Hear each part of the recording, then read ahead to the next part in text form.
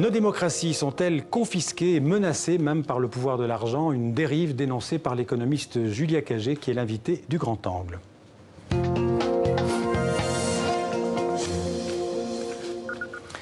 Bonjour Julia Cagé. Bonjour. Alors vous êtes économiste, je le disais, professeur d'économie à Sciences Po Paris.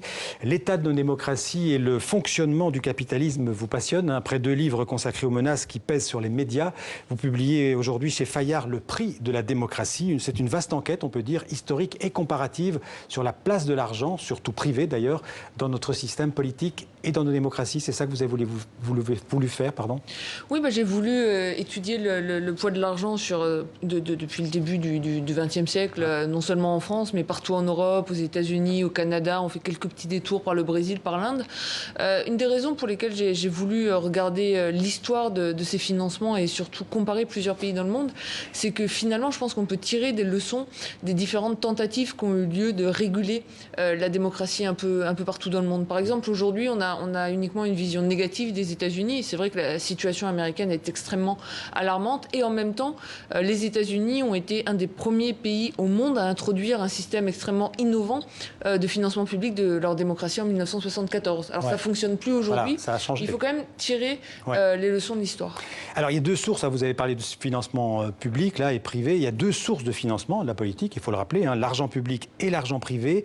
Et vous le dites, il y a de moins en moins d'argent public. Et on pourrait même se dire que le financement public de la politique pourrait même disparaître. Mais oui, c'est en fait une mauvaise réponse à la crise actuelle. Qu'est-ce qu'on a vu au cours des années récentes? On a vu énormément de scandales de financement des partis. On a vu une défiance croissante envers le personnel politique. Et quelle a été la réponse apportée? Ce qui est vraiment symptomatique, c'est le cas de l'Italie, où finalement le mouvement 5 étoiles qui rejette tous les partis politiques traditionnels et qui critique en fait cet enrichissement qu'on a pu voir du personnel politique italien, ces pots de vin reçus par les entreprises, à la place de dire il y a une dérive au niveau des financements privés. Vous avez des partis politiques qui reçoivent de l'argent de la part d'entreprises, donc mettons fin à ces financements privés.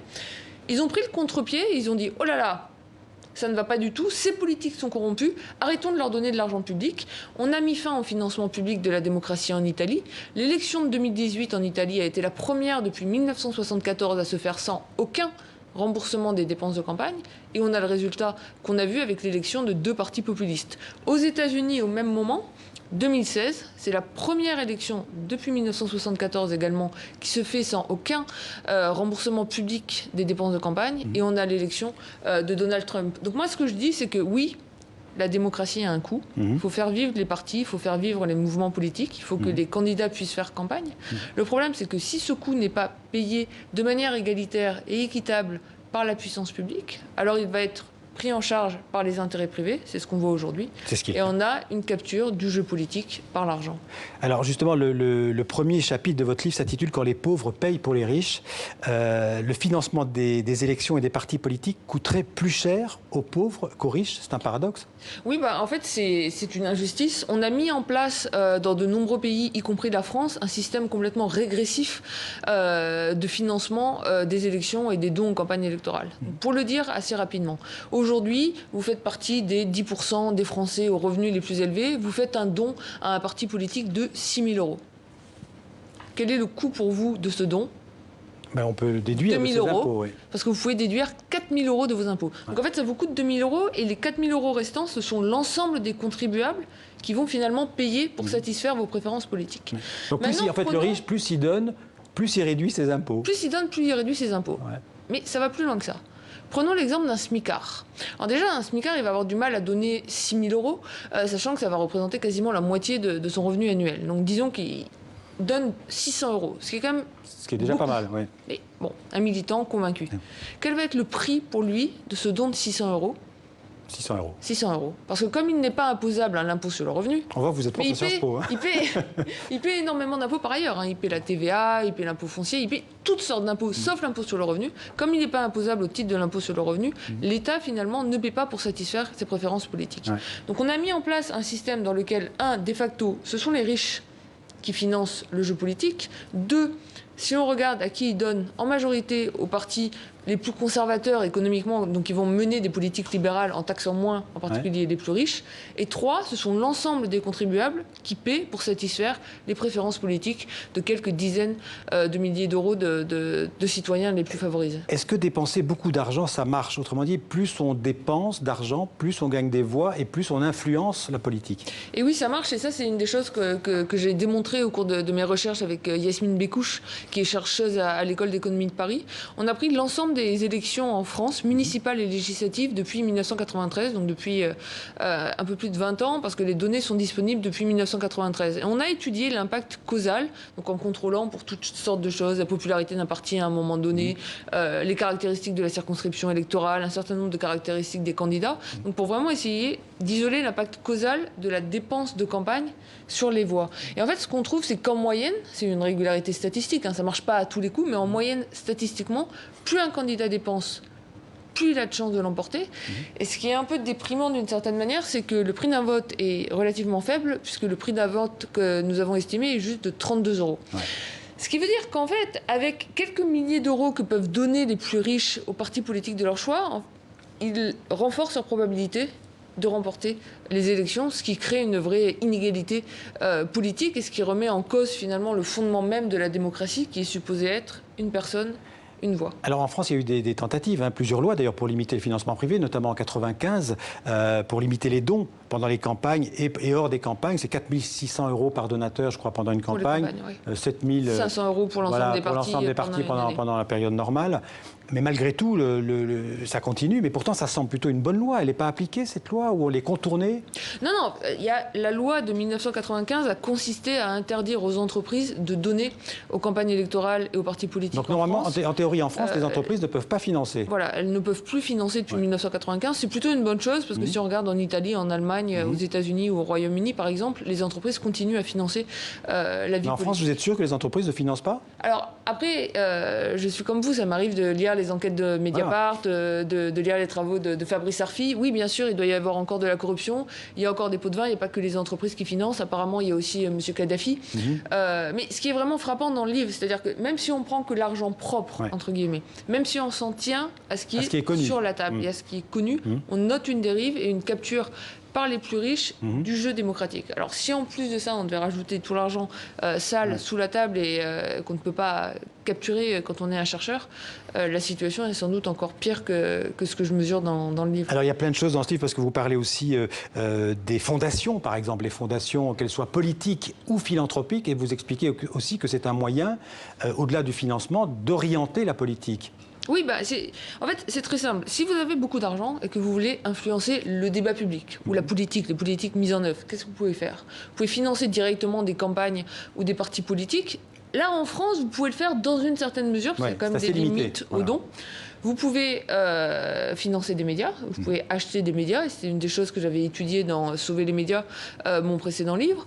C'est ce qui se fait en France, d'ailleurs, la plupart des médias sont contrôlés, les grands médias sont contrôlés par des grands groupes financiers. Voilà. Et vous pouvez financer des fondations, créer des think tanks, etc. Et ça, c'est une manière extrêmement efficace, on va dire, d'influencer les politiques qui sont mises en œuvre, puisque pour le coup, il n'y a aucune régulation et il n'y a absolument aucune limite. On va prendre deux exemples. Quel rôle joue en France, par exemple, la Fondation Jean Jaurès à gauche et l'Institut Montaigne à droite? On dit voilà, ils font des études, c'est très bien. Oui, mais ils font des études qui influencent le débat public, ils font des études qui sont reprises telles quelles dans les médias, ils font des études et des notes qui parfois sont reprises par les députés, qui vont inspirer des propositions de loi. C'est pas forcément donc c'est une forme de lobbying, en fait. Non, ça peut être quelque chose. En fait, la question c'est comment c'est financé. Ça pourrait être quelque chose qui est positif. Là, dans ce cas-là, un des modèles qu'on devrait avoir pour les fondations, c'est le cas de l'Allemagne. En Allemagne, on a une situation qui est très claire. Chaque fondation est rattachée à un parti politique. Les fondations allemandes reçoivent énormément d'argent public, et le montant d'argent public reçu par les fondations allemandes est fonction du résultat électoral des partis. En France, comment sont financées les fondations? Alors en France, elles sont financées en partie par de l'argent privé, notamment l'Institut Montaigne et l'IFRAP reçoivent énormément d'argent privé. Ensuite, elles étaient financées jusqu'à l'an dernier, puisque ça a été supprimé, à la discrétion des parlementaires. Parlementaires et sénateurs avaient une enveloppe finalement qu'ils pouvaient distribuer selon leur bon vouloir. Et elles sont financées aussi en partie par Matignon, d'argent, et tout ça est fait de manière complètement non transparente. Donc si je prends deux fondations de gauche, pour le coup, Terra Nova et Jean Jaurès, vous en avez une qui reçoit énormément d'argent public, l'autre quasiment pas. Et on ne sait pas pourquoi, selon quels critères. Donc ce qu'il faut, c'est plus de financement public, moins de financement privé, et surtout de la transparence et de l'égalité dans l'allocation des financements publics. Vous faites ce constat assez comment dirais-je, pessimiste de notre vie politique, de notre système démocratique. Est-ce qu'on peut changer ce système? Est-ce que vous croyez qu'une régulation, par exemple, du financement des partis politiques est encore possible? Oui, bien sûr. Moi, je fais un constat pessimiste, mais c'est un livre qui est extrêmement optimiste, parce que c'est un livre qui propose un certain nombre de politiques que l'on pourrait mettre en œuvre relativement facilement et qui permettrait justement d'améliorer le fonctionnement de nos démocraties.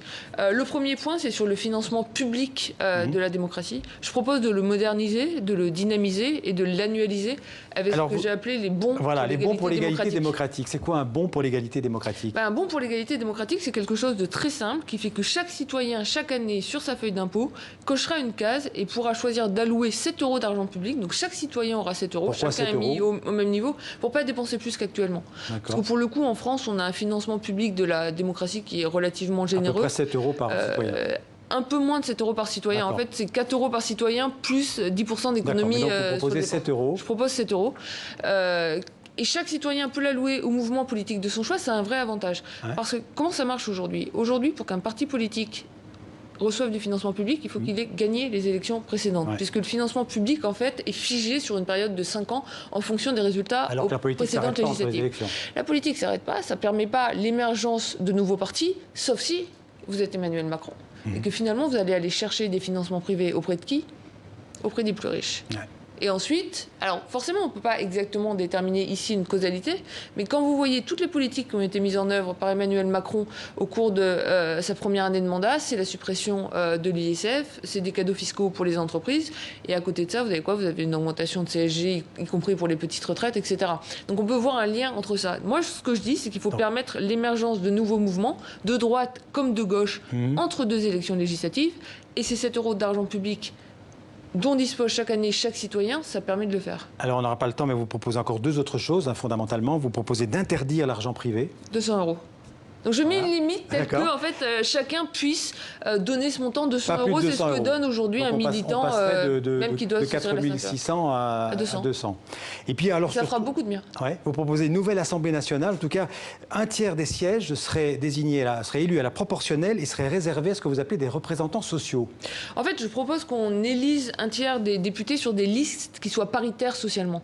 La crise de la démocratie aujourd'hui, c'est une crise de la représentation qui est en partie due à la manière dont la démocratie est financée. Je crois quand même que le problème est plus profond. Aujourd'hui, en France, vous avez le nombre très élevé de 0 députés ouvriers à l'Assemblée nationale. L'Assemblée nationale ne représente plus la nation. Non. Elle représente surtout plus les classes populaires. Elle représente les plus élevés dans les individus aux revenus les plus élevés dans la nation, mais elle ne représente plus les catégories populaires. Et moi, je pense que c'est comme pour la parité homme-femme. Si on ne fait rien en utilisant les outils de l'état de droit, les choses ne changeront pas ou ne changeront que trop lentement. On peut utiliser les outils de l'état de droit et comme on a imposé une parité sexuelle, on peut imposer une forme de parité sociale. Merci Julia Cagé. Tout ça se trouve dans votre livre et encore beaucoup d'autres choses. Le prix de la démocratie, démonstration implacable, effectivement, aux éditions Fayard. Merci d'avoir